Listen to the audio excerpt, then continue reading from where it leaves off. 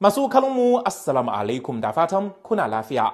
Domin sauƙaƙawa tsofi da ke zaune a yankunan karkarar ƙasar Sin wajen cin abinci, an bulo da wani sabon salon cin abinci a yankunan, inda aka kafa ɗakin cin abinci na kowa mai samarwa tsofi abinci cikin farashi mai rahusa. A wani ƙauye da ke lardin Shanxi na arewa maso yammacin ƙasar Sin, kusan 1/3 na yawan mazauna wurin tsofi ne masu shekaru sama da 60 a duniya. An kafa wani ɗakin cin abinci a ƙauyen, inda tsofi suke iya cin abinci mai daɗi a kan yuan 5 kacal, kwatankwacin naira kimanin 1,000. Ga tsofi masu ƙaramin ƙarfi ma yuan 2 kawai ake bukata, kwatankwacin naira 400.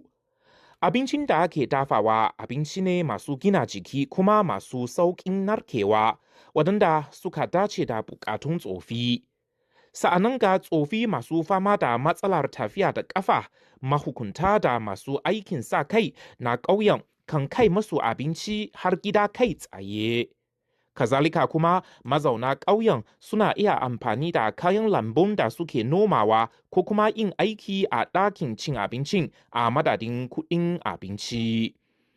Dalilin da ya sa ake iya gudanar da harkokin irin wannan ɗakin cin abincin cikin dogon lokaci shine tallafi daga ƙauyen da gwamnati da kuma tsarin aiki na kamfani.